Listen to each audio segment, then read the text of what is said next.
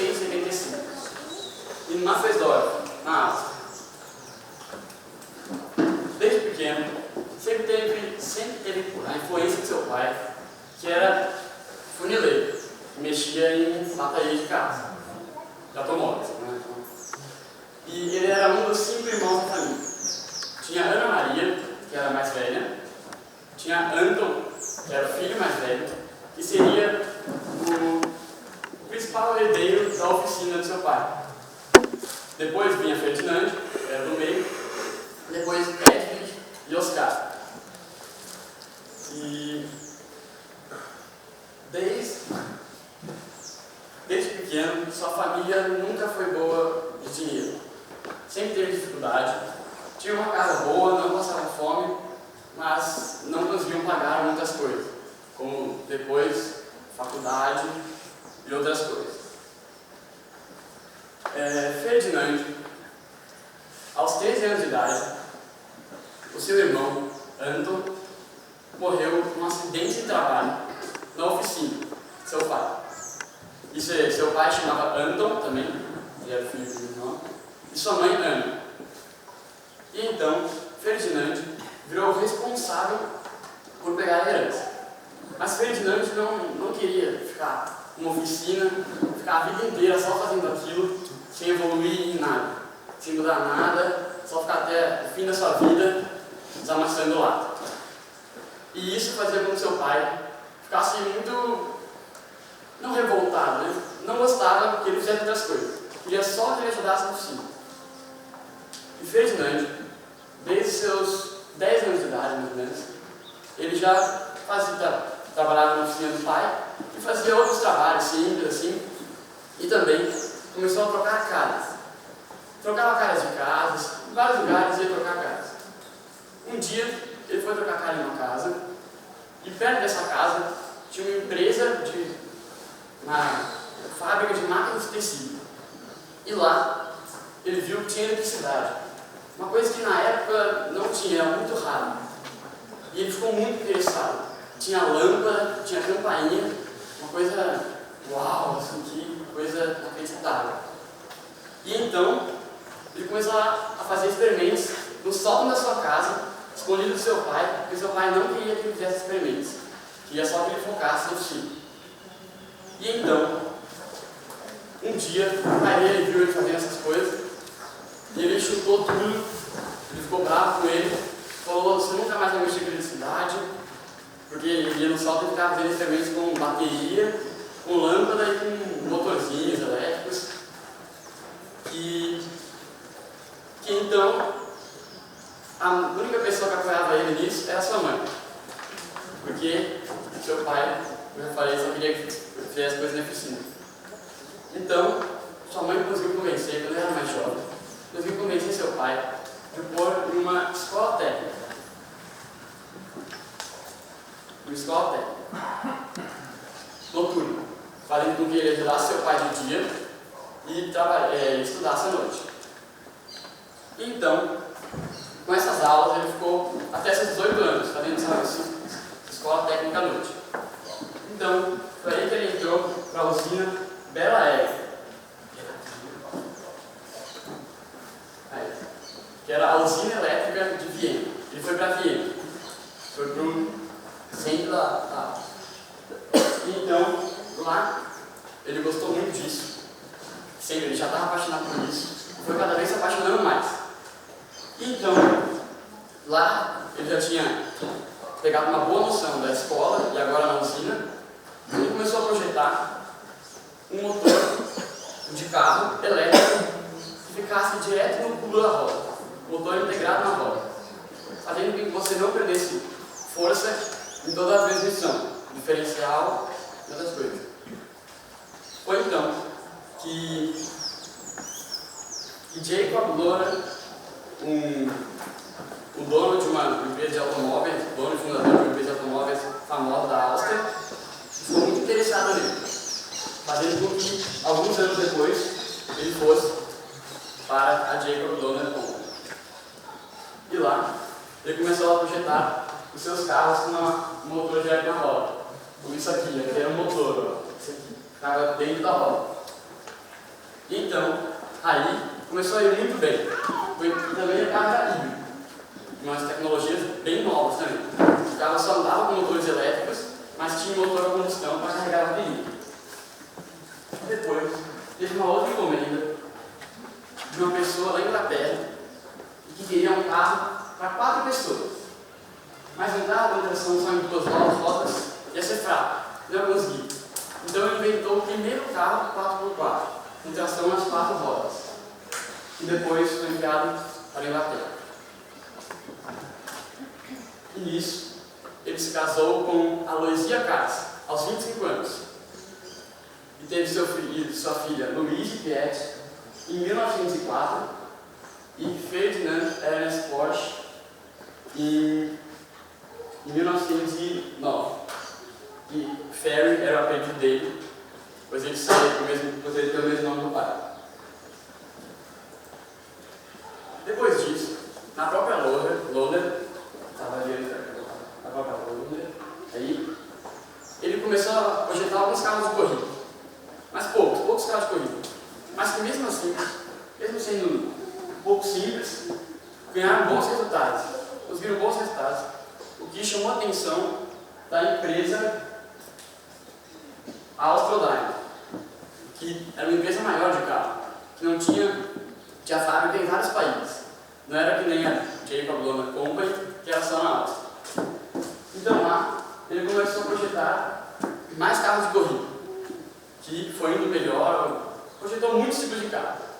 Mas uma das suas mais usadas, melhor dimensão, foi o Landsberg Train, uma locomotiva que podia andar tanto no trilho quanto na terra. E essa locomotiva foi muito usada na Primeira Guerra Mundial pelas Forças Armadas. E aí, a foto de algumas corridas da época, com os carros que ele projetava. Aqui é Ferdinand, seu filho Ferry, com um dos carros que ele projetava. E então, aí ele ficou muito tempo na Austrodyne. Projetou muitos carros, mas em 1926 teve a junção da Mercedes, que era a Mercedes, que a Austrodyne era dona, e a Benz, que fez com que juntasse a Mercedes-Benz. Só que com isso, a gente gerava muitos conflitos na gestão. E Ferdinand não estava feliz com isso. Ele não gostou nada. Então, em 1929, ele saiu da empresa.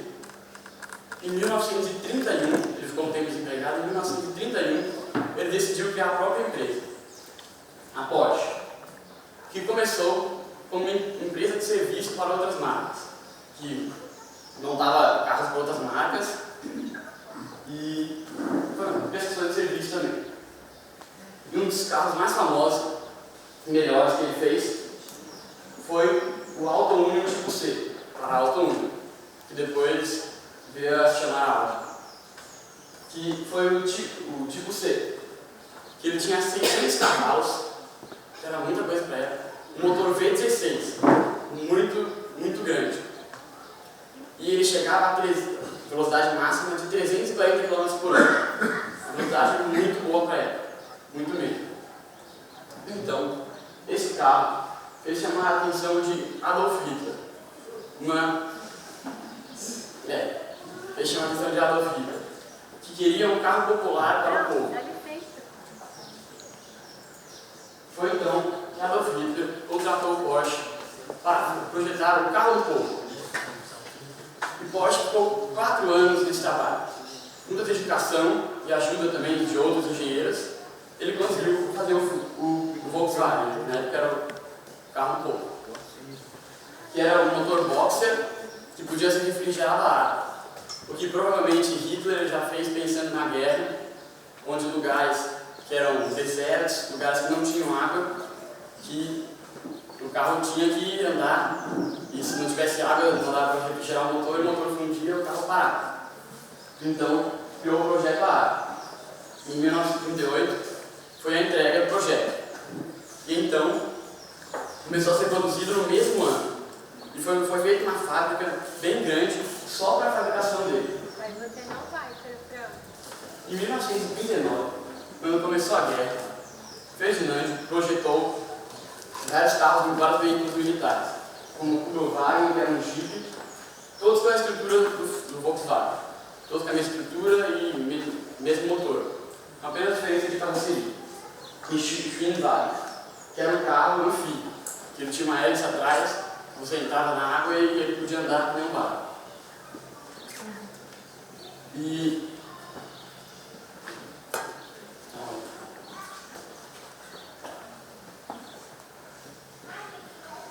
Foi então que ele projetou até tanques para a guerra, uma coisa que não foi muito positiva.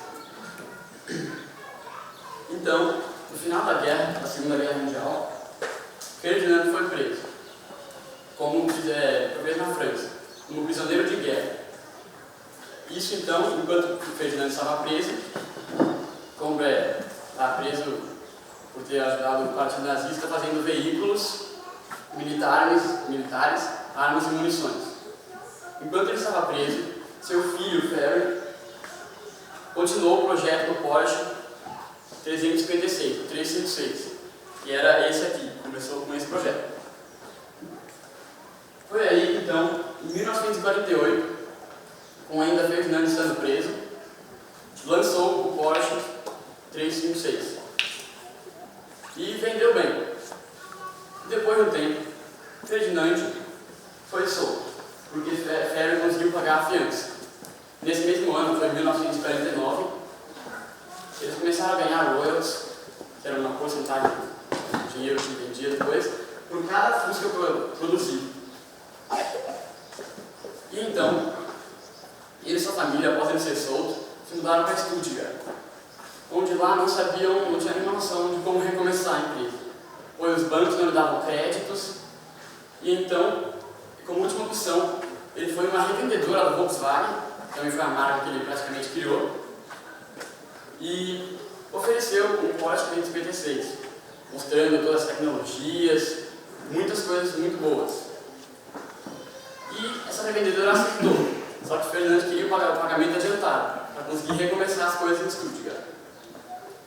E isso deu certo, porém Ferdinand morreu em 1951, depois de um AVC. Mas seu filho, Ferry, continuou seguindo a empresa. Voltando aqui e tal. O filho Ferry está vendo lá, né? Ele continuou seguindo a empresa, fazendo melhorias no 356, que foi deixando ele mais novo, com mais tecnologias, e depois ainda veio a criar um sucessor, o Porsche 911, que atualmente é o mais conhecido Porsche, que até hoje em dia chama 911, só mudou as gerações, que é 930, 997 e outras. E é isso, até hoje a empresa está aí, a Porsche Volkswagen, e eu escolhi esse biografado porque desde pequeno sempre gostei de carro, sempre gostei de carro esportivo, sempre adorei várias marcas, Lamborghini, McLaren, Ferrari, várias. Mas pra mim sempre teve uma que chamou mais atenção. Pra mim mesmo, não é que era melhor, nada, que sempre chamou mais atenção. Foi a Porsche, que na época eu nem sabia direito que tinha feito Fusca, ele tinha feito Fusca também. Eu descobri que era criador no 7º ano, mais ou menos. Meu irmão tinha feito a biografia, aí eu já começado a pensar assim, o que eu vou fazer biografia? Aí eu pensei, desde lá eu vinha pensando nele. Aí chegou no 9º ano, eu falei, não, eu vou fazer de um piloto tal, que morreu nesse ano mesmo, ele faleceu num acidente, um piloto de rally, um carro muito bom, só que não tinha biografia sobre ele. Eu falei, então eu vou voltar para ele mesmo e fazer o que ele tem que fazer. Aí então eu me aprofundei mais, achei muito legal toda a dedicação dele, achei pontos positivos, achei pontos negativos, e é isso.